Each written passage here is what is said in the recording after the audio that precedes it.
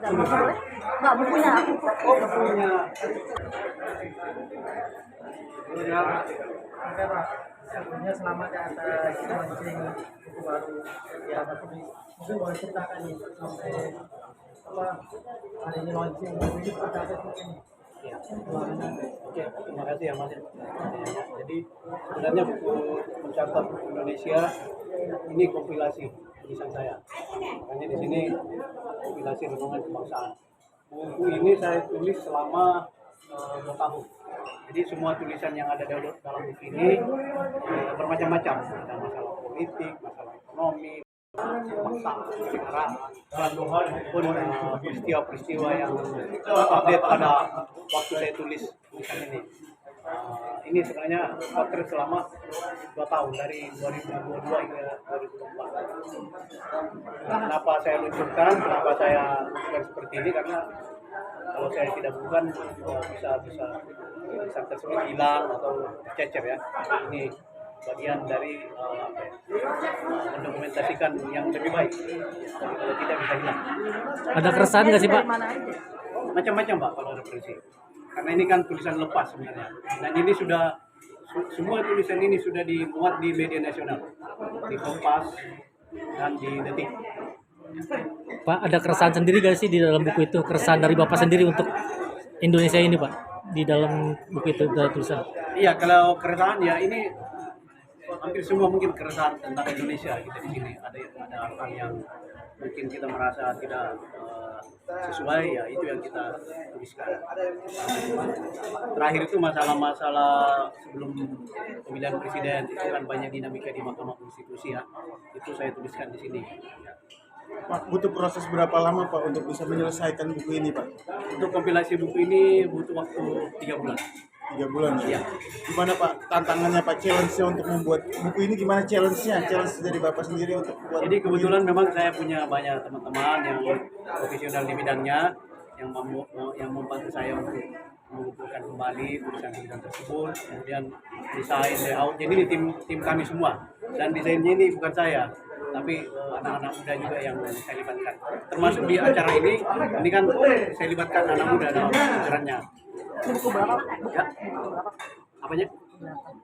Kalau buku keberapa, sebenarnya saya ada beberapa buku. Tapi untuk buku pribadi tersendiri yang saya sendiri, ya ini yang pertama kali. Ya. Makanya ini banyak buku-buku tentang motivasi, ada juga buku kompilasi di DPR. Tapi inilah yang buku saya pertama yang saya sendiri yang tulisnya. Tapi ke depan ini membaca Indonesia ini ya, setelah saya bertemu Jelo misalnya kan, dan banyak anak-anak muda, ternyata mereka punya keinginan untuk lebih jauh dari itu. Nah, makanya per hari ini kita sebenarnya meluncurkan juga yang namanya rumah mencatat Indonesia. Nah, jadi kedepannya itu mungkin kalau ada buku bukan cuma saya, mungkin ada orang lain, tapi tentu kita mungkin punya parameter untuk yang masuk di buku itu seperti apa. Apakah minimal pernah dimuat di media nasional. Kemudian hal-hal lain di bawah misalnya rumah mencatat Indonesia itu sudah banyak tuh di situ, bisa yang kreatif di bidang seni, di bidang politik, apalagi kan silakan aja yang mau bergabung, kita sama-sama berkreasi di sini. Pak, tapi mengenai gandeng Jelo di sini kan artinya dia nyanyi lagu-lagu keroncong itu seperti apa sih? Iya, jadi begini Mbak, awalnya ini saya kan ditawarin karena memang setiap yang namanya acara ya biasanya ada hiburan. Tapi ketika saya ditawarkan, saya melihat yang biasa aja, yang kalau misalnya naik musik biasa aja. Tiba-tiba saya kurang tahu, lupa saya tiba-tiba menemukan idenya Jelo kan, ini bagus juga ini keroncong. Jadi sama tim saya bilang, coba dicari tahu deh kalau misalnya di acara kita ini kan kalau ada yang keroncong itu mungkin lebih menarik. Apalagi kita lihat keroncong belakangan ini kan ini sudah tidak ada dilihat lagi ya. Kita mungkin mengenal mungkin kalau keroncong mungkin kayak Sundari Suboco kan, tapi itu kan kita juga tidak pernah dengar lagi. Itu ada di IG-nya dia ada keroncong ya, kita jadi surprise gitu kan, ada anak-anak muda yang mau nyanyi keroncong. Dan ternyata kita setelah kenalan lebih jauh, ternyata beliau memang anak biologis keroncong. Ya. Ya, kalau mau ditanyakan itu biologis seperti apa, tanyakan ke Oke, dia. mungkin Jalan sedikit cerita tentang kenapa akhirnya kamu memberikan ide ke Pak Sueb untuk ada hiburan keroncong. Ya, sebelumnya sih aku mau terima kasih dulu ke Kang Suhaib Iya. udah mau mengundang aku di Iya. acaranya, udah mau apa namanya masih mau mengangkat budaya Indonesia, musisi-musisi juga kayak royalti. Iya, iya. Terima kasih banyak Pak Iya, atas sama-sama. perhatian sama kami. Iya, iya. Ya, tadi pertanyaannya Pak, kenapa? Kamu gimana pendapat kamu dengan artinya diberikan memberikan ide kepercayaan? Ya, ya aku senang banget karena masih ada orang-orang yang peduli sama budaya gitu, apalagi musik keroncong ya. Dan Pak Soeb juga sangat terbuka sekali pikirannya gitu. Dan aku bangga banget berada di sini, dikelilingi sama orang-orang hebat semua di sini, luar biasa. Kenapa kamu berpikiran untuk mengeluarkan ide untuk menyanyi keroncong? Mungkin dari kan tadi dibilangnya karena ada biologis Iya. atau biologi. Jadi awal itu ya karena aku terlahir dan besar di Kuman Keroncong.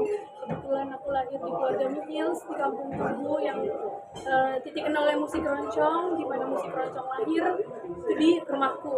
Jadi kan ya secara naluri karena darahnya memang sudah mengalir ya, dengan sendirinya.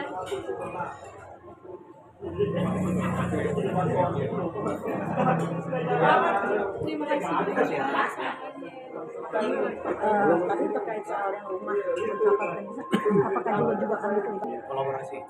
Hanya manajernya saya bahas secara dan mendalam mengenai ini seperti apa, apa bentuknya akan kita bahas setelah ini. Tadi ini memang istilahnya diluncurkan, kemudian rumah teknis tapi belum ada rumahnya. ya saya sih dalam pikiran saya Pak. Wacana atau Ya mudah-mudahan dekat ya. Ya, ya. Pokoknya kalau baik butuh bantuan Ya, untuk ya. budaya apapun aku Ya, siap ya, ada, ya, ya. pasti itu sudah pasti. Karena tadi itu saya udah bilang kan, ini kita canangkan hari ini sebagai hari kebangkitan keroncong. Amin. Iya.